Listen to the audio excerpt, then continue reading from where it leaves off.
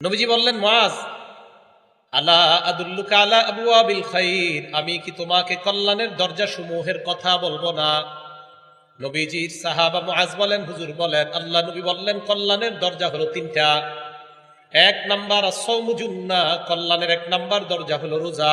বলেন, কল্যাণের এক নাম্বার দরজা কি?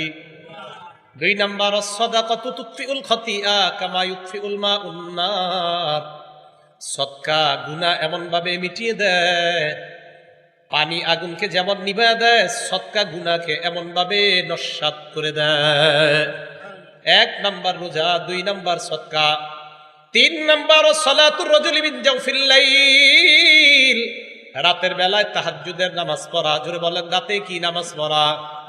তাহাজ্জুদের নামাজ বালেগ যারা তারাও পড়তে পারবেন, না বালেগ যারা তাদেরকে যদি অভ্যাস করানো হয়, এটা ইসলামী শরীয়তে নিষেধ না। তাহাজ্জুদের নামাজ যদি রাতের বেলা অভ্যাস করানো হয়, এটা শরীয়তে কি না? দলিল বুখারী শরীফের 600, তিরমিজিটা কিন্তু শেষ হয়নি, মাথায় রেখেন। তিরমিজি 2616-তে আবার ফিরে আসবো, মাঝখান দিয়ে তাহাজ্জুদের কথা আসছে, তাই বুখারীতে একটু ঘুরে আসি আমরা। 699 নাম্বার হাদিস বুখারী শরীফের। কল্যাণের দরজা কয়টা? তিনটা, রোজা, সদকা, তাহাজ্জুদ।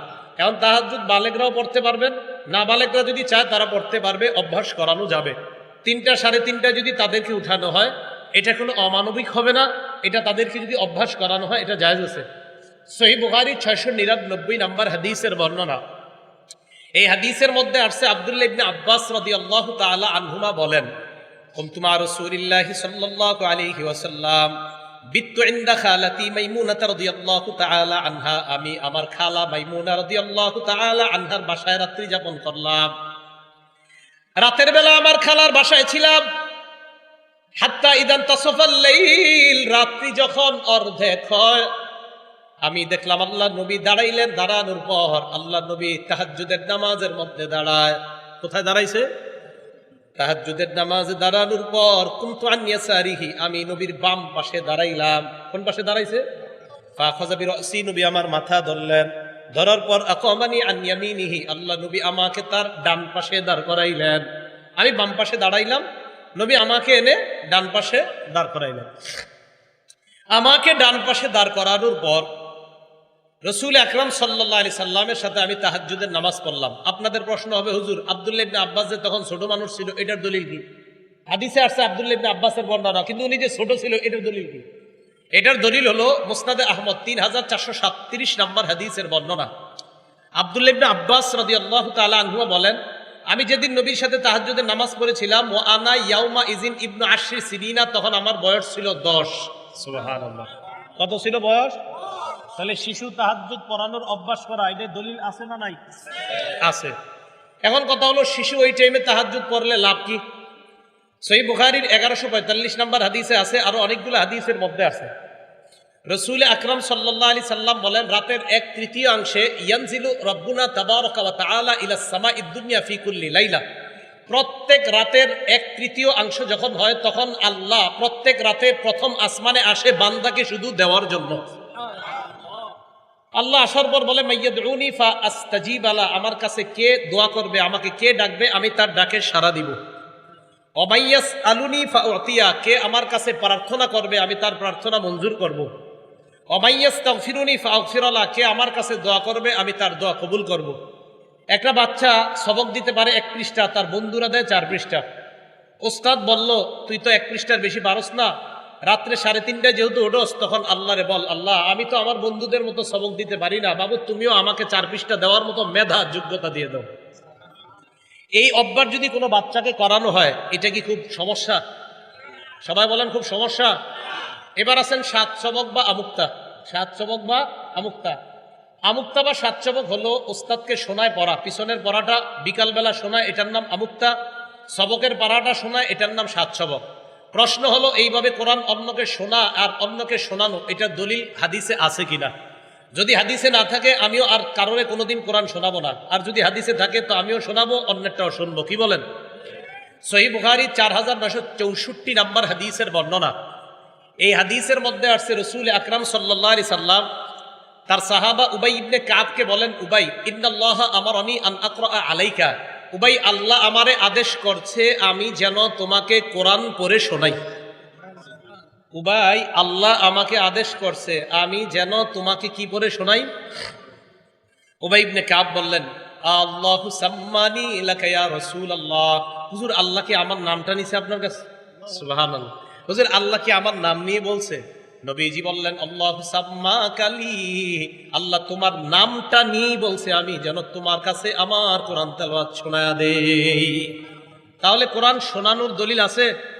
এখন কথা হলো, আমি ওনারে শোনাইলাম কোরআন, এখন উনি যে আমারটা শুনলো এটার দলিল কি? আবার বলছি, আমি ওনারে শোনাইলাম, এটার দলিল দিলাম বুখারী শরীফের 4964 নাম্বার। উনি যে আমারটা শুনলো এটার দলিল কি? এটার দলিল বুখারী শরীফের 5055 নম্বর হাদিস। এই হাদিসের মধ্যে আসছে রসুল আকরাম সাল্লাল্লাহু আলাইহি সাল্লাম আব্দুল্লাহ ইবনে মাসউদ রাদিয়াল্লাহু তাআলা আনহুকে বললেন, ইবনে মাসউদ, ইকরা আলাইয়া, তুমি আমারে কোরআন পড়ে শোনাও। ইবনে মাসউদ বললেন, আকরাউ আলাইকা ওয়া আলাইকা উনজিলা, হুজুর আমি আপনাকে কোরআন পড়ে শোনাবো, কোরআন তো আপনার উপর অবতীর্ণ করা হয়েছে। নবীজি বললেন, ইবনে মাসউদ, উহিব্বু আন আসমাআহু মিন গায়রি, মাঝে মাঝে আমার অন্যের কাছ থেকে শুনতেও মন চায়, অন্যের কাছ থেকে শুনতে ভালো লাগে। তাহলে আমি ওনাকে শোনানো আর ওনারটা আমি শ্রবণ করা, এই দুই দলিল হাদিসে আছে না নাই? তাহলে আমুকটা উস্তাদকে শোনানো আর উস্তাদ আমুকটা সাতশবক শোনা, এটার দলিল আছে? আল্লাহ আমাদেরকে বুঝার তৌফিক দান করেন। কোন জায়গা থেকে গেলাম? তিরমিজি শরীফে 2616, তাহাজ্জুদ থেকে এদিক গেলাম আমরা। তাহলে কল্যাণের দরজা হলো তিনটা: 1 নাম্বার রোজা, 2 নাম্বার সদকা, 3 নাম্বার তাহাজ্জুদের নামাজ পড়া। এই কথা বলার পর আল্লাহ নবী বললেন, মুআজ, আলা উখবিরুকা বিরাসিল আমরি কুল্লিহি, আমি কি তোমাকে প্রত্যেকটা বিষয়ের মূল কি জিনিস এটা বলবো না? ওয়া আমুদিহি, প্রত্যেকটা জিনিসের খুঁটি কোনটা এটা কি বলবো না? ওয়া জারওয়াতি সানামিহি, প্রত্যেকটা জিনিসের সর্বোচ্চ চূড়া কোনটা এটা কি তোমাকে বলবো না? নবীজি বললেন, মুআজ, রাসূল আমরি কুল্লিহি আল ইসলাম, সব জিনিসের মূলের নাম হলো ইসলাম। জিনিসের মূলের নাম ওয়া আমুদুহু আস-সালাহ, ইসলামের খুঁটির নাম হলো নামাজ। বলেন, ইসলামের খুঁটির নাম? আমাদের জীবনের সবচেয়ে মূল জিনিসের নাম ইসলাম, ইসলামের খুঁটির নাম ওয়া জারওয়াতু সানামিহি আল জিহাদ, ইসলামের সর্বোচ্চ চূড়া হলো আল্লাহর রাস্তায় জিহাদ করা। আল্লাহর রাস্তায় জিহাদ করা, এটা ইসলামের সর্বোচ্চ চূড়া। তাহলে আমরা মহব্বতের সাথে কেউ যদি কোনো অন্যায় কথা বলে, মহব্বতের সাথে আমরা বুঝিয়ে দিব। কি কথা বুঝে আসছে সবার? আল্লাহ আমাদেরকে তৌফিক দান করেন। হাদিস কিন্তু শেষ হয় নাই। নবীজি কয়, মুআজ, আসল কথাটাই তো তোমারে বলিনি। এই যে এতক্ষণ লম্বা ওয়াজ করলাম তোমারে, আসল কথাটাই বাকি আছে, একটা কাজ করলে সব ঠিক থাকবে। মস্কে হুজুর, এটা আবার কি? ফাখাযা বিলিসানিহি, আল্লাহ নবী তার জিহ্বা মুবারক ধরলেন, ধরার পর বললেন, কুফা আলাইকা হাযা মুআজ, এটা নিয়ন্ত্রণ করবা, সব ঠিক থাকবে। তাহলে দেখেন, জিহ্বা আমাদের কত ইবাদত নষ্ট করে দেয়, আমল নষ্ট করে দেয়, রোজা নষ্ট করে দেয়, কত ইবাদত নষ্ট করে দেয়। মুআজ ইবনে জাবাল বললেন, ইন্না লামুআখাযুনা বিমা নাতাকাল্লামু, হুজুর কথা বললেও কি আমাদেরকে ধরা হবে? নবীজি জবাব দিলেন, হাল ইয়াকুব্বুন নাস ফিন নারি আলা ওয়ুজুহিহিম আও আলা মানাকিরিহিম ইল্লা হাসাইদু আলসিনাতিহিম, বেশিরভাগ মানুষকে মুখ থুবড়ে জাহান্নামে নিক্ষেপ করা হবে শুধু মুখের কারণে। মুখের কারণে বেশিরভাগ মানুষ জাহান্নামে যাবে। তাহলে মুখ দিয়ে আর আমরা অন্যায় কথা বলবো না। গুরুত্বপূর্ণ একটা কথা বলবো এখন, মুখ দিয়ে আল্লাহর নামে মিথ্যা কথা বলবো না। জোরে বলেন, মুখ দিয়ে আল্লাহর নামে মিথ্যা কথা বলবো না। আমার সাথে সবাই জোরে বলেন, মুখ দিয়ে আল্লাহর নামে মিথ্যা কথা বলবো না। যারা আল্লাহর নামে মিথ্যা কথা বলে তাদের কথা শুনবো না, তাদের মজলিসে বসবো না। যারা রসুলের নামে মিথ্যা কথা বলে তাদের কথা শুনবো না, তাদের মজলিসে বসবো না। কি কথা কি বুঝে আসছে? আল্লাহ বলেন, রমান আজলামু মিম্মান ইফতারা আলাল্লাহি কাযিবা, ওই ব্যক্তির চেয়ে বড় জালেম আর কে, যেই ব্যক্তি আল্লাহর নামে মিথ্যা অপবাদ দেয়, তার চেয়ে বড় জালেম আর কে হতে পারে?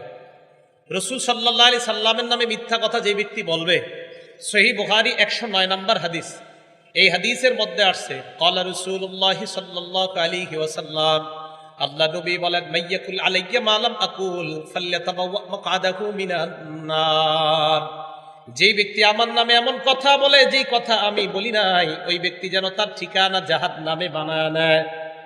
যে ব্যক্তি আমার নামে এমন কথা বলে যেটা আমি বলি নাই, সে যেন তার ঠিকানা কোথায় বানায়? দেয়ালের মধ্যে লেখা, তোমরা সুদূর চীন দেশে গিয়েও বিদ্যা অর্জন করো, নিচে লেখা আল হাদিস। উতলুবুল ইলমা ওয়ালাউ বিসসিন, তোমরা সুদূর চীন দেশে গিয়ে বিদ্যা অর্জন করো। নিচে লেখা আল হাদিস, সবাই নাউজুবিল্লাহ বলেন। বিদ্যা অর্জন করতে অনেক দূরে যাওয়ার অনেক ফজিলত আছে হাদিসের মধ্যে, কিন্তু চীন দেশে গিয়া বিদ্যা অর্জন করা আর এটা নবীর হাদিস বলে চালিয়ে দেওয়া, এটা নবীর নামে মিথ্যা কথা বলা, এটা নবীর হাদিস না। এটা নবীর কিনা ভাই? না, এটা নবীর হাদিস না। আরেকটা কথা বলি, যেটা অনেক ওলামারা শুনলে আপনার অবাক হয়ে যেতে পারেন, বা আপনারা তো ইচ্ছা করে বলেন না। মান আমিলা বিমা আলিমা ওয়াররাসাহুল্লাহু ইলমা মা লাম ইয়ালাম, যেই ব্যক্তি জানা জিনিসের উপর আমল করে, আল্লাহ তাকে অজানা জিনিসের জ্ঞান দান করে। সুবহানাল্লাহ। তো সবাই বললেন এটা রসুলের হাদিস না। দেখছেন, এটা রসুলের কি না? হাদিস না। সর্বনাশ ভাই, ওয়াজ নসিহত এইগুলা হওয়া দরকার খুব বেশি।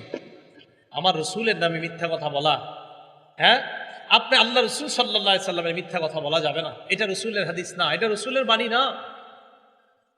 সহিহ বুখারীর 110 নম্বর হাদিস, ক্বালা রাসূলুল্লাহ সাল্লাল্লাহু আলাইহি ওয়াসাল্লাম মান কাযাবা আলাইয়া মুতাআম্মিদান, কেউ যদি আমার নামে ইচ্ছাকৃতভাবে মিথ্যা কথা বলে, ফাল্যাতাবাওয়া মাকাদাহু মিনান নার, সে যেন তার আসন জাহান্নামে বানায় নেয়। সহিহ বুখারীর 1291 নম্বর হাদিসের বর্ণনা। ওলামায়ে কেরামদের কাছে আবার আবদার, এই হাদিসগুলো সবসময় মাথায় রাখবেন, জেহেনে রাখবেন, খুব কাজে লাগবে ইনশাআল্লাহ। 1291 নম্বর হাদিস বুখারী শরীফের।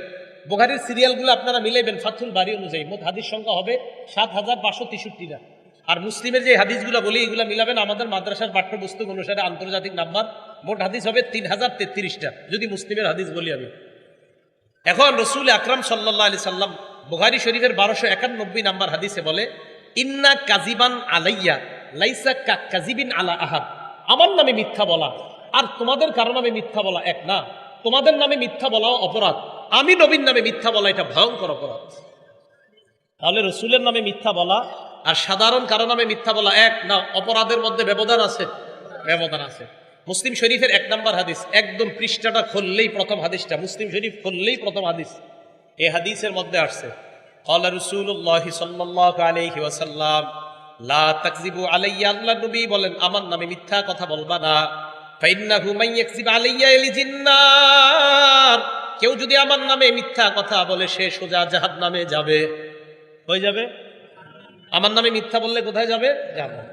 মুসলিম শরীফের 6 নম্বর হাদিস, ক্বালা রাসূলুল্লাহ সাল্লাল্লাহু আলাইহি ওয়াসাল্লাম, আল্লাহর নবী বলেন ইয়াকুনু ফি আখিরিজ জামান উনাস, শেষ জামানায় এমন কিছু মানুষ ঘটবে, শেষ জামানায় এমন কিছু মানুষ আসবে, ইয়াতুনাকুম মিনাল আহাদিস মা লাম তাসমাউ আনতুম ওয়ালা আবাউকুম, এমন এমন হাদিস তোমাদেরকে বলবে যা তোমরাও শোনো নাই, তোমাদের বাপ দাদা 14 গোষ্ঠীও শোনে নাই। ফাইয়াকুম ওয়া ইয়াহুম, তাদের থেকে তোমরা বাঁচবা।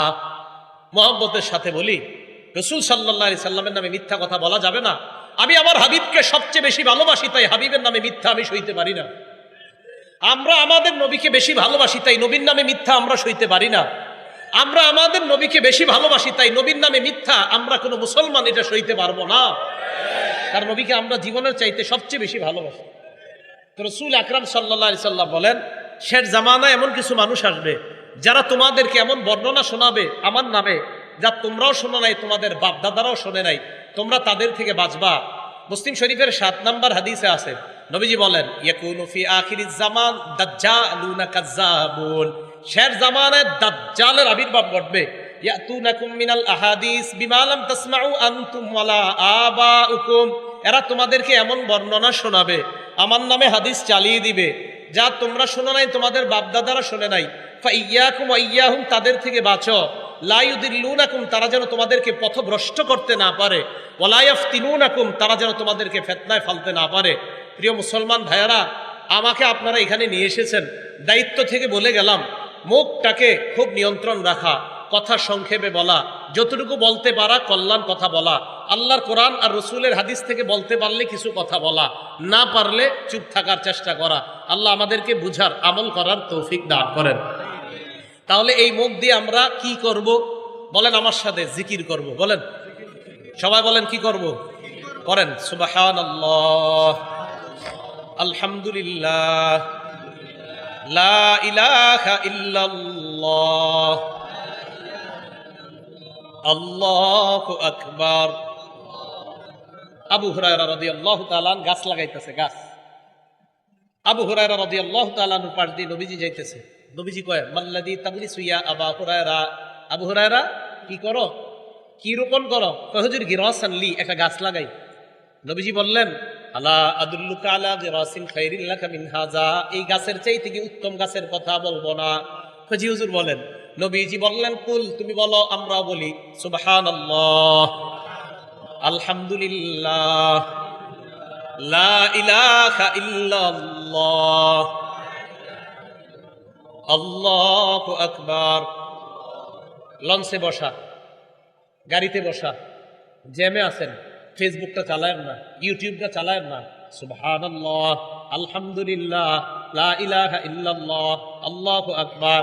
নবীজি বলে, আবু হুরায়রা চারটা শব্দ বললা, বাক্য বললা, তো রাসূলুকা বিকুল্লি ওয়াহিদাতিন শাজারাতুন ফিল জান্নাহ, এই চারটার বিনিময়ে জান্নাতে তোমার জন্য চারটা গাছ লাগানো হয়ে যায়। বলবেন নি? এবার আমার সাথে মন দিয়ে বলেন, লা ইলাহা ইল্লাল্লাহ। পড়েন, লা ইলাহা ইল্লাল্লাহ। দিল থেকে বলছেন নি? আসলে বলছেন নি? যারা যারা বলছেন কি অবস্থা হয়েছে হাত নামান। দেখেন কি হয়েছে, যারা যারা বলছেন দিল থেকে লা ইলাহা ইল্লাল্লাহ, তিরমিজি শরীফের 3590 নাম্বার হাদিসে আসছে, মা ক্বালা আব্দুল্লাহ ইলাহা ইল্লাল্লাহ কত্তু মুখলিসান ইল্লা ফুতিহাত লাহু আবওয়াবুস সামাই হাত্তা তুফজিয়া ইলাল আরশ। কোন বান্দা যদি একবার লা ইলাহা ইল্লাল্লাহ ইখলাসের সাথে বলে, আসমানের সবগুলা দরজা খুলে দেওয়া হয়, তার লা ইলাহা ইল্লাল্লাহ যেন আল্লাহর আরশে পৌঁছে যায়। মা বোনরা রান্না করতেছেন, রান্না করেন, লা ইলাহা ইল্লাল্লাহ। ঘর ঝাড়ু দিতেছেন, লা ইলাহা ইল্লাল্লাহ। ঝাড়ু দেওয়া কষ্টের কাজ না? আরে কষ্ট, আসলে তো কষ্টের কাজ। কাপড় ধোয়া কষ্টের কাজ না? দুই একজন কয়, জি, মনে হয় যে বিবিরি দিয়ে কাপড় ধোয়ার না, ভাবসা এমন। আরে কাপড় ধোয়া কষ্টের কাজ কিনা? মা বোনরা যখন কাপড় ধুইবেন, কাপড় ধোয়ার মাঝে মাঝে বিরতি নিয়ে পড়বেন। করেন আমার সাথে সবাই, আস্তাগফিরুল্লাহ, আস্তাগফিরুল্লাহ। এক জায়গায় নামছেন, নামার পর বাড়িতে যাইতে 1.5 কিলো বাকি, এখনো পকেটে হাত দিয়ে দেখেন টাকাগুলা গায়েব, মোবাইলটাও গায়েব। কারো কাছ থেকে টাকা ধার দিবেন এমন কেউ নাই, অটোতে ওঠার মতো সামর্থ্য নাই, এই মুহূর্তে হাইটা যাওয়া ছাড়া উপায় নাই। প্রথমে কিছুক্ষণ দাঁড়ান, দাঁড়ায় কিছুক্ষণ আস্তাগফিরুল্লাহ পড়েন, আর ইয়াকিন রাখেন আল্লাহ আপনি কোরআনে বলছেন আস্তাগফিরুল্লাহ পড়লে আপনি শক্তি বাড়ায়া দেন। এটা আপনি কোরআনে বলছেন, আল্লাহ এই জন্য আমি কয়েকবার ইস্তেগফার করে এখন হাঁটবো, আল্লাহ মাবুদ তুমি আমাকে হাঁটার শক্তি দিয়ে দিও। আল্লাহ কোরআনে বলছে, ইয়াজিদকুম কুওয়াতান ইলা কুওয়াতিকুম, ইস্তেগফার পড়লে তোমাদের যে শক্তি আছে এই শক্তির সাথে আরো শক্তি আল্লাহ সঞ্চয় করে দিবেন। তাহলে মা বোনরা কাপড় ধোয়, মাঝে মাঝে ইস্তেগফার পড়বে, আল্লাহ শক্তি সঞ্চয় করে দিবে। ঝাড়ু দেয়, মাঝে মাঝে ইস্তেগফার পড়বে, আল্লাহ শক্তি সঞ্চয় করে দিবে। কি বুঝে আসছে সবার? আল্লাহ আমাদেরকে আমল করার তৌফিক দান করেন। বাথরুমে কাপড় চোপড় ইত্যাদি ধোয়ার সময় আবার আল্লাহর নাম নিয়েন না। যদি পার্টিশন থাকে ভিতরে তাহলে নিয়েন, ভিতরে যদি বাথরুমের, মাশাআল্লাহ, আল্লাহ আপনার উত্তম বিনিময় দান করেন।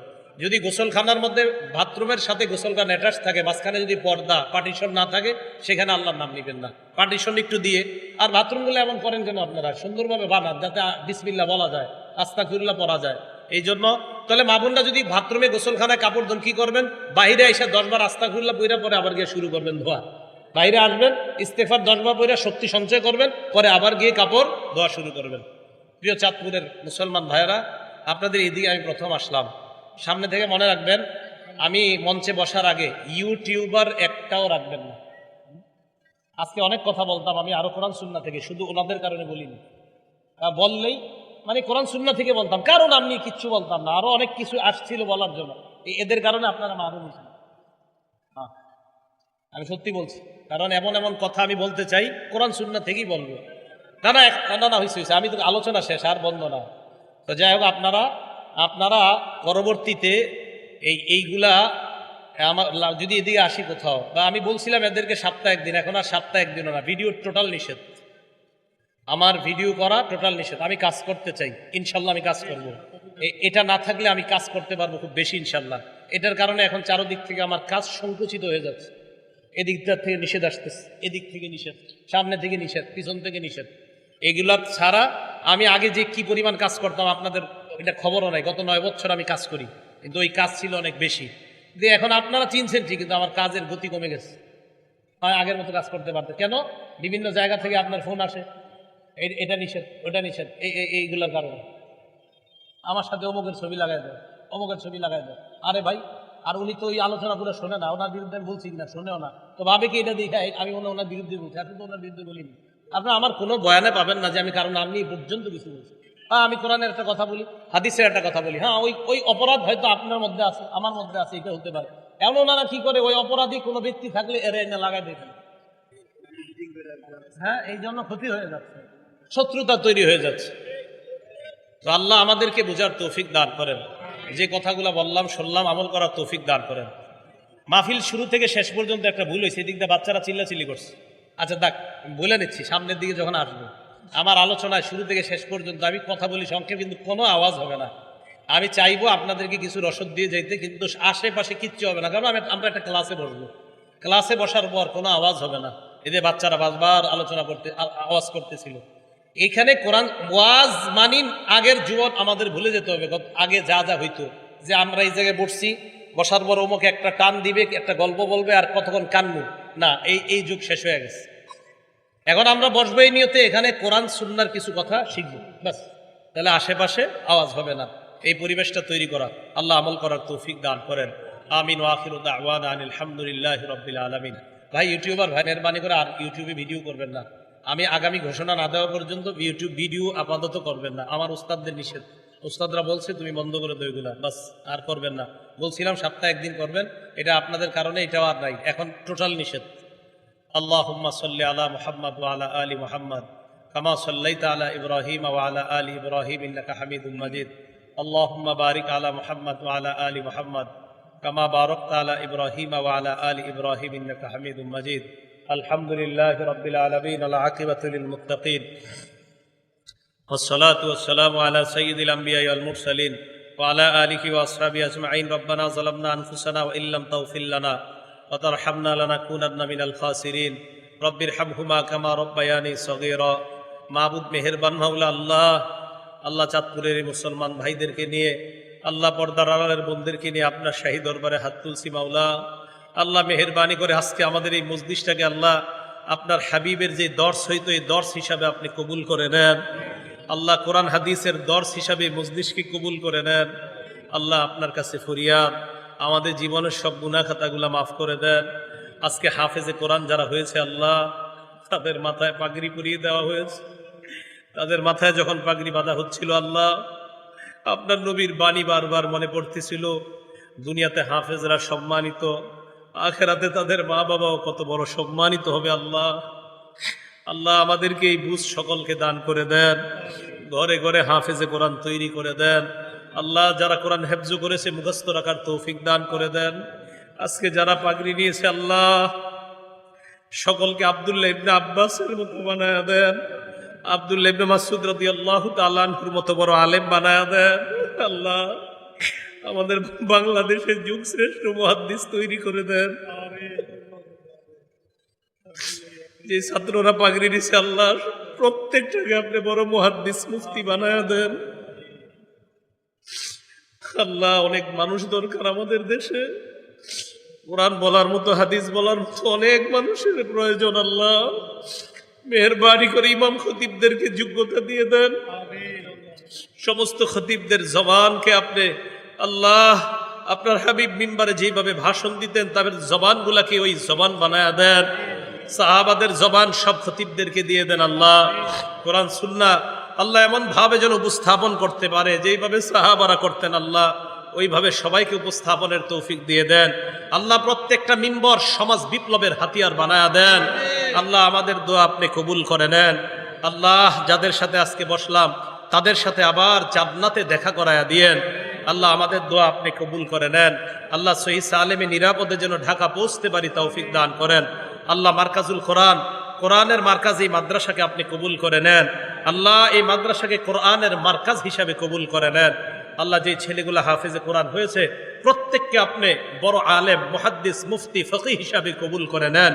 আমাদের দোয়া আপনি কবুল করেন। আল্লাহ সর্বশ্রেণী উলামা তুলাবা সুলাহা এবং জেনারেলি শিক্ষিত ভাই যারা আছে সবার মাঝে আল্লাহ কোরআনের ব্যাপক পরিমাণে যেন কোরআন বেশি পড়তে পারি তৌফিক দান করেন। আল্লাহ জিকির সদা সর্বদা জিব্বায় তরুতাজা রাখার তৌফিক দান করেন। আল্লাহুম্মা সাল্লি ওয়া সাল্লিম ওয়া বারিক আলা মুহাম্মদ। সুবহান রাব্বিকা রাব্বিল ইজ্জাতি আম্মা ইয়াসিফুন ওয়া সালামুন আলাল মুরসালিন আলহামদুলিল্লাহি রাব্বিল আলামিন। আমিন। আসসালামু আলাইকুম ওয়া রাহমাতুল্লাহ। ভাই আপনার একটু সাইড করে দেই, মুসাফার জন্য আমরা কেউ ইয়া না করি, আমরা চলে যাই সাইড করে দেই, মুসাফার জন্য আমরা ভিড় করবো না। আপনারা ধোকা খায়েন না কারো কাছ থেকে। একটা লোক আপনাদেরকে প্রতারণা করতেছে মাহফিল নিয়ে, লাস্টে 47, একটা প্রতারক লাস্টে 47। এই প্রতারকের শুরুতে 013 আর লাস্টে 47 আপনাদেরকে প্রতারণা দিতেছে, প্রতারণার শিকার হচ্ছেন আপনারা, আপনাদেরকে ধোকা দিতেছে।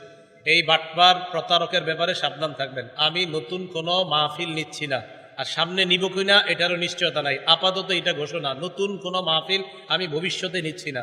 তার মানে কেউ যদি কোনো প্রতারক আপনাদেরকে প্রতারণা করে খুব সাবধান থাকবেন। পরিচিত কাউরে ছাড়া অপরিচিত কারোর সাথে কথা বলে আমার ব্যাপারে বিভ্রান্ত হবেন না। আমাদের বাংলাদেশে এখন আমার নামে ফেসবুকে পেজ আছে 100-র উপরে, অথচ একটা ছাড়া আর বাকিগুলো আমি মোটেই চিনি না। একটা পেজ ছাড়া আর একটা পেজও আমি চিনি না, অথচ 100-র উপরে পেজ আছে। আর আমি আসল আরিফ বিন হাবিব, নকল আরিফ বিন বাটপার আরিফ বিন হাবিব অনেকগুলো আছে। এরা আপনাদেরকে বলবে ফোনে আমি আরিফ বিন হাবিব। মনে রাখবেন, আমি মাহফিল সংক্রান্ত কোনো কথা মোবাইলে বলি না। গত অনেক বছর হয়েছে আমি মোবাইলে কথাই বলি না। তার মানে আমি কথা বলছি, নকল আরিফ বিন হাবিবরে বললাম ভাই কে বলছেন, আমি আরিফ বিন হাবিব বলছি। এই জন্য ধোঁকাবাজি থেকে সাবধান থাকবেন।